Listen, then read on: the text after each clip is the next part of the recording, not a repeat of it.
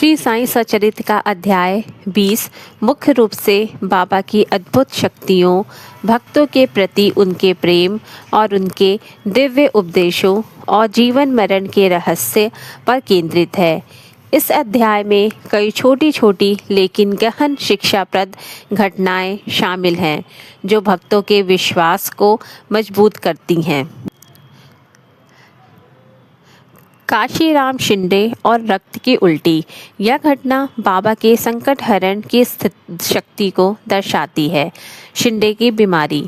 काशीराम शिंदे, जो बाबा के एक प्रिय भक्त थे, गंभीर रूप से बीमार पड़ गए। उन्हें खून की उल्टी होने लगी, जिससे उनकी जान को खतरा पैदा हो गया। भक्तों की चिंता। शिंदे की हालत देखकर अन्य भक्त बहुत चिंतित हुए और उन्होंने बाबा के पास जाकर प्रार्थना की। बाबा का आश्वासन। बाबा ने अत्यंत शांत भाव से कहा, घबराओ मत, मैं उसकी रक्षा करूंगा, अल्लाह भला करेगा। उपाय और चमत्कार। बाबा ने भक्तों को सलाह दी कि वे शिंदे के लिए एक विशेष तेल का इंतज़ाम करें। जब वह तेल बाबा के पास लाया गया तो बाबा ने उसे आशीर्वाद दिया और उसे शिंदे को लगाने के लिए कहा। तत्काल स्वास्थ्य लाभ। बाबा के आशीर्वाद से जैसे ही तेल लगाया गया, शिंदे की रक्त की उल्टी रुक गई और कुछ ही समय में वे पूरी तरह से स्वस्थ हो गया। शिक्षा। इस घटना से यह सिद्ध होता है, यदि भक्त गुरु पर पूर्ण श्रद्धा रखता है तो गुरु उसकी बीमारी और मृत्यु के संकट को भी टाल सकते हैं। बाला शिंदे को सांप से बचाना। यह कथा बाबा की भविष्य ज्ञान की शक्ति और सूक्ष्म शरीर द्वारा रक्षा को दर्शाती है। बाबा की चेतावनी।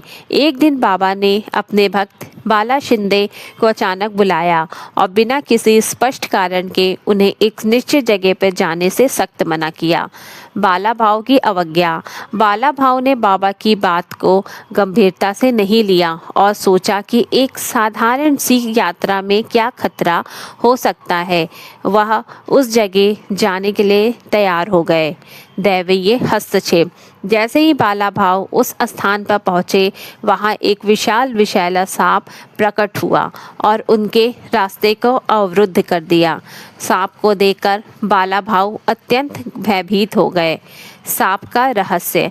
बाद में बाला भाव को पता चला कि बाबा ने पहले ही यह भांप लिया था कि उस जगह पर सांप का खतरा है। बाबा ने उन्हें केवल इसलिए जाने से रोका था ताकि उनकी जान बच सके। बाबा की सर्वव्यापकता का बोध। बाला भाव को एहसास हुआ कि बाबा न केवल हर जगह मौजूद हैं, बल्कि उन्हें भविष्य में आने वाली घटनाओं का ज्ञान है और वे अपने भक्तों को हर खतरे से बचाते हैं, भले ही भक्त उनकी आज्ञा को ना माने। हेमांत पंत के लिए रोटी बनाना और उपदेश। यह घटना कर्म और कर्तव्य के महत्व पर बाबा के उपदेशों को दर्शाती है।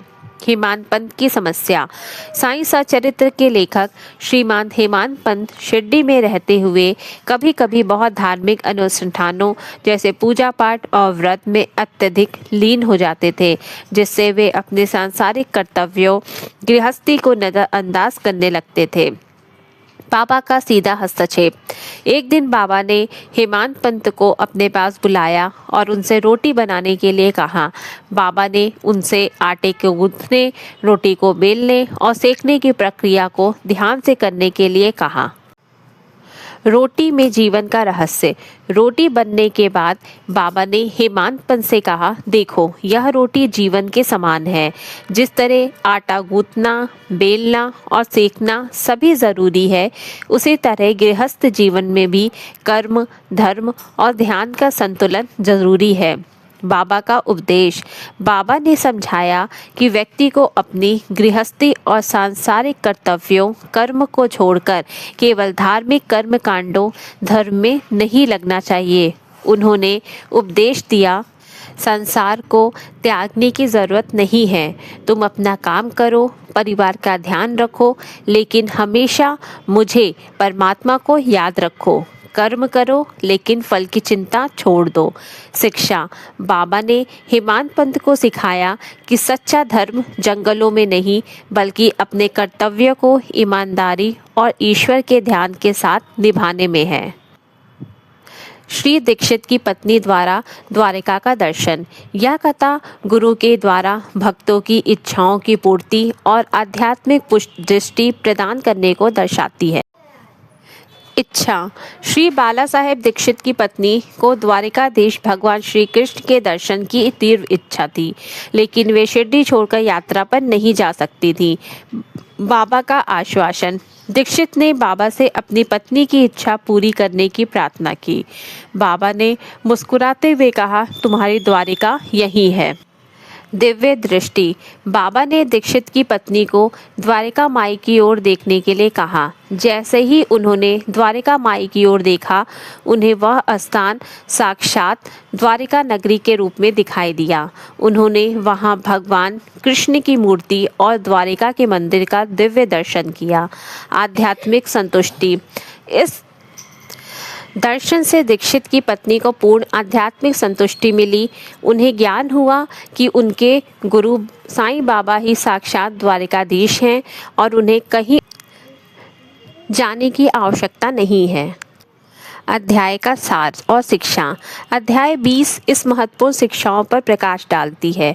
पूर्ण सुरक्षा, गुरु साईं बाबा भक्तों को सभी प्रकार के शारीरिक कष्टों, बीमारी, दुर्घटना, सांप का खतरा से बचाते हैं और बशर्ते भक्त की श्रद्धा दृढ़ हो। कर्तव्यों का संतुलन, बाबा ने सिखाया कि गृहस्थ जीवन में रहते हुए मोक्ष प्राप्त किया जा सकता है, बशर्ते व्यक्ति अपनी सांसारिक और आध्यात्मिक कर्तव्यों के बीच संतुलन बनाए रखे। अतरंग दृष्टि, गुरु के आशीर्वाद से भक्त कहीं भी दिव्य स्थानों, ईश्वर के दर्शन कर सकता है, क्योंकि गुरु स्वयं परमात्मा का स्वरूप होता है। कर्म की महत्ता, कर्म रोटी बनाने की क्रिया को परमात्मा का ध्यान करते हुए करना ही सच्चा योग है। श्री सद्गुरु साईनाथार्पणमस्तु। शुभम भवतु। ओम साई राम।